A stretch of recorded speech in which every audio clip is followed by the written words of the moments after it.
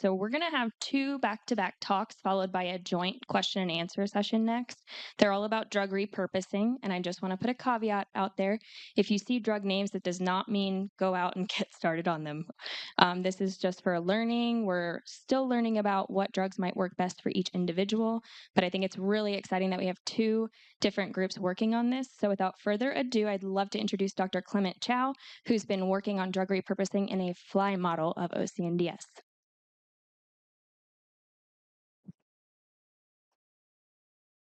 Light was as bright as it was yesterday. All right. Well, good afternoon. Thank you for inviting me out to speak and kind of including me as part of your community. I'm Clement. I'm at the University of Utah School of Medicine, Department of Human Genetics. I'm gonna tell you a little bit about our efforts in drug repurposing for CSNK2A1. And I like to tell my students when they're at these meetings to really meet the kids and talk to the families to remind them about why we're doing this. And so I'd love to meet you afterwards. I'd love you to say hi. And so please don't be shy. So I think the families in the room know this, but all rare disease medicine is personalized medicine, right? Even if you have a fairly large group like this, chances are that you're a physician, you're the only one that they'll ever see or maybe ever see for years, right? And so everything is personalized medicine.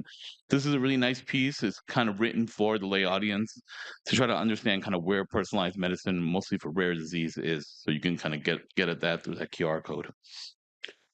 So in my lab, we're really interested in thinking about personalized drug screens and how to identify an individual in the clinic, develop a drug, do a drug screen for that individual, and bring a drug right back to that same individual. So that's not a research project, right? That's like a mission, and we really want to try to develop those processes in my lab. But in kind of short terms, these types of approaches really require fast models, efficient screens, and what we call drug repurposing, which I'll talk a little bit about in a second. But none of this is possible without partnerships with yourselves, right? When we do these, we spend a lot of time building community and partnerships with the foundation, with the families that we're working with, because we can't make this happen just by doing science better, right? We can only make it happen by working with you and making sure everyone's on the same page. So people always ask me why fruit flies. It's because they're the best model organism. But so these are fruit flies that you see on your banana at home, probably currently happening right now on your counter while you're sitting here, right? You hate them in your kitchen, but we love them in lab because they are an amazing, amazing model organism. They're cheap, they're fast, they're small, they take up no room. And most importantly, we have the genetic tools to really give us the flexibility to do drug screens in the way I'm going to describe. And drug repurposing really is the star of the show here, right? And it's really just a recycling program. We have a ton of FDA approved drugs, about 3,200 FDA approved drugs, and they all have an established use. But we actually don't know much about these drugs, and we want to see if we can find a new use for them.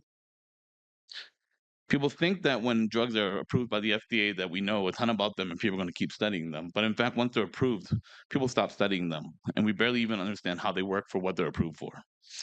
And so I like to think of FDA approved drugs as this iceberg, where you have above the water what we think we know, but what below the water is what we don't know, and it's really all this potential that we really want to take advantage of to try to bring therapies to those living with rare diseases. I didn't do all the work, I just give the talk. I have an incredible team of scientists in my lab that run drug screens in partnerships with families and foundations, and their whole job is to focus on trying to find a drug that might work for these kids. And so these five individuals do all the work. So in the past few years, we built these bench to bedside rare disease partnerships, sometimes with NIH funded um, consortiums, with foundations like yourselves, with individual families, and even with our local children's hospital, where we screen for our kids with living with rare diseases in our local community.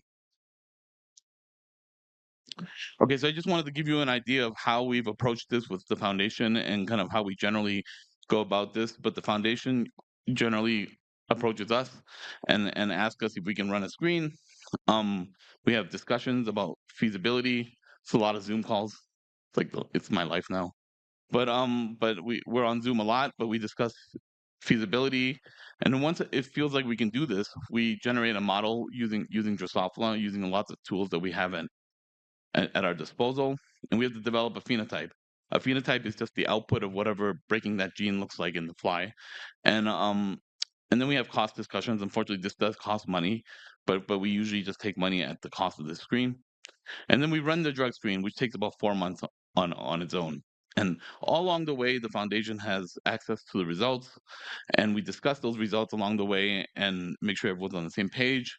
And then we validate those drugs, and then have discussions about clinical feasibility, potential trials, and how this looks forward moving into potentially at some point into the clinic.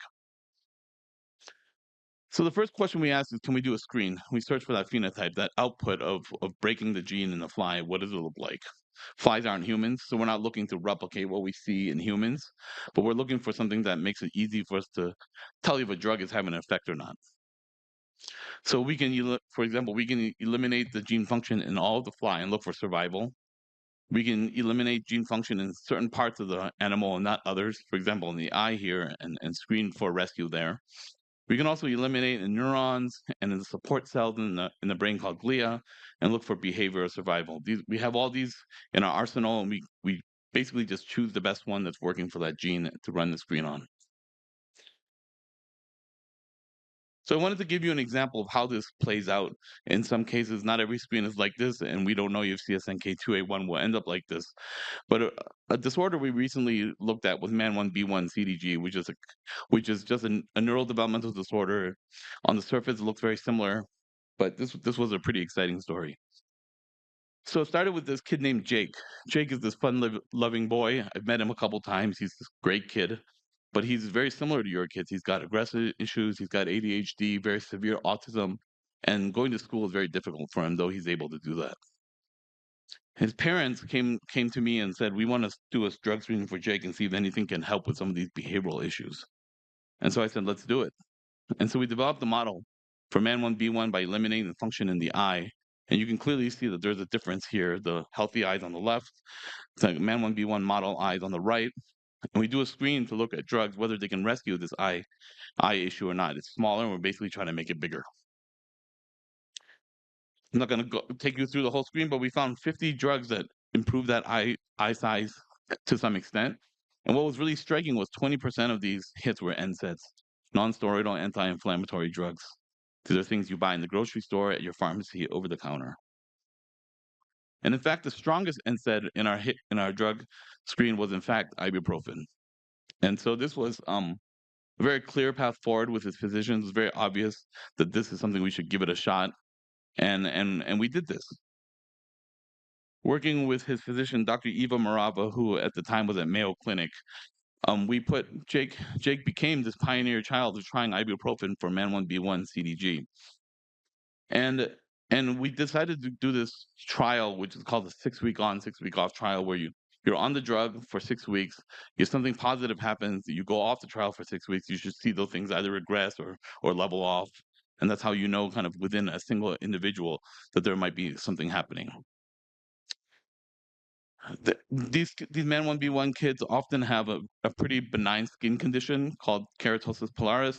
This disappeared within a week of being on low-dose ibuprofen. This was very obvious all over his body. These kids have weight gain issues, and Jake actually had minor weight loss during the 6 weeks with no effort from his parents. And he was told, no one was told about Jake being on ibuprofen, not his teachers, not his family members, and to a T, every single individual that knew him reported to him as being more playful, less aggressive, making eye contact, more intentional, forming complete sentences, making some of the biggest gains he had made in school up to that point.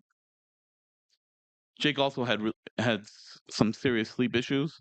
He has a hard time waking up in the morning, often sleeping to noon without any kind of rousing from his parents. And he consistently woke up every morning at the same time at 4:30 in the morning, which is, I'm a parent. That's terrible, but it's also great because it's totally consistent and totally predictable, and they knew exactly what was happening every day. And so this was really exciting. And so within 2 or 3 weeks of being on ibuprofen, it was quite obvious to Dr. Maraba and to us that this was having a pretty positive effect. So she put two more of her patients, or Man1B1 patients, on the drug and saw exactly the same thing with the 6 week on, 6 week off trial. So this is a really, really nice example of how drug repurposing can bring some change to those living with rare disease. It's not a cure, right? Who knows? Maybe at some point it'll stop being effective, but I think for now it's pretty positive. So what did we do for CSNK2A1? We basically did exactly the same thing. We developed a model, an eye-based model. This also turned out to be really good. And when you eliminate CSNK2A1 in the fly eye, you get the small eye. It's actually more severe than the one I showed you. And the drug screen is very simply based on improving the size of that eye on the right compared to on the left. So can a certain drug increase that size? And so the drug screen is pretty straightforward. We put drug in the food. The are raised on the food, and then we capture the fly eyes and we measure them, and then we calculate a score for each of the eyes representing how well that drug works. So this is the data. This is 1,500 FDA approved drugs. Um, they're plotted based on that metric that I just told you about. It doesn't really matter what it is. The higher above the red line on top, the better it's the better of an effect. The lower it is on the red line on the bottom means that it's having a stronger detrimental effect, so it's making it worse, right? So we see that there are 42 drugs that improve this eye phenotype to some extent, and 27 that make it worse. Here, just so you can see, seeing is up believing, that the eye in the middle is an eye that's untreated. The eye on top is one of the rescued eyes, and the eye on the bottom is one that's made worse by a drug. So I'm not going to tell you about any drug names, but I will make some broad observations that I think. Let's see, I saw that smile. We get this every time. But I think it's important to again remember, as Gabrielle said, that this needs to be a concerted effort in the community as well as kind of being monitored by a physician. But some broad observations because I think this will be interesting. We always look for fairly safe drugs that are easy to obtain, like ibuprofen over the counter, or something that we just know won't be a problem. We've identified a drug that's over the counter, an anti-nausea medicine, an antihistamine, so an allergy drug, a couple supplements that are fairly easy to obtain. 11 of the 42 drugs have some anticholinergic activity, so they affect signaling in the brain. 7 out of 42 of these have anti-inflammatory properties. So similar to how NSAIDs work, they're not all NSAIDs, so it's pretty different than what we saw with Man1B1. And 6 out of the 42 are antihistamine allergy type medicines. And 5 out of 42 treat asthma. So there's some pretty broad things going on, but also some lumping that we're seeing that may tell us about which ones of these might be most useful. We also like to look at common structures. I know this means almost nothing to anyone in the room besides the scientists, even the scientists, really. But we like to look at whether the drugs look the same, and if they look the same, then it suggests that they're doing something similar, right? And so you can see a pair on the left and a pair on the right, and you can just see in the picture that they look very similar to each other. And we like to find those kinds of patterns to tell us about what's important and what's not.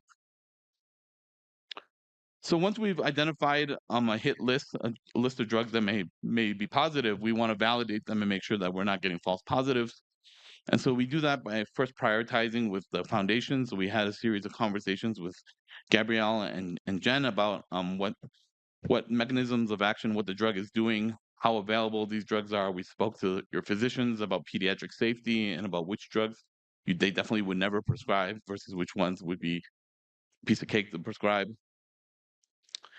And then we order drugs from a new drug source, right? We really want to kind of make sure that we're getting the right answer. So we go to another company, get those drugs. We run them on multiple concentrations, try to see if having more of that drug is actually better than what we screened on, or actually lower. Sometimes is better. And then we first run it on this eye phenotype, and we did this a couple weeks ago. And 10 out of the 12 drugs that we decided on tested just fine in the eye a second time, meaning that they're real positives, and then we're pretty sure of their effects. We next took these drugs and tested on a different phenotype, something that we feel like might be a little bit more relevant to what we see in the patients. When you eliminate CSNK2A1 in the muscle of the fly, these flies actually have a hard time climbing. They have a hard time moving around, but also they don't live very well, and they die, and only about 30% of them live. And so we decided to ask whether these drugs can rescue that death that we're seeing when you lose CSNK2A1 in the muscle. And we tested 5 of them, and 4 of the 5 tested really positively in that experiment. And so we're pretty sure that most of the hits we're getting are real positives, and we'll continue this conversation with the foundation about how best to kind of move forward. But in the end, what my group, my lab is doing, and my students and my staff are trying to do is be a little part of this journey to try to shorten this therapeutic odyssey, right? And also try to bring some hope to you guys and to all the rare disease families you work with. And the fruit fly is totally here for it, right? And so I just want to again thank the foundation and you guys for putting your trust in us to play our small part. You can always contact me on that QR code. This is on the bottom is a QR code for a documentary that's made for the public about how fruit flies are really helping to change the face of rare disease. I think it's really worth taking a look at. Thank you.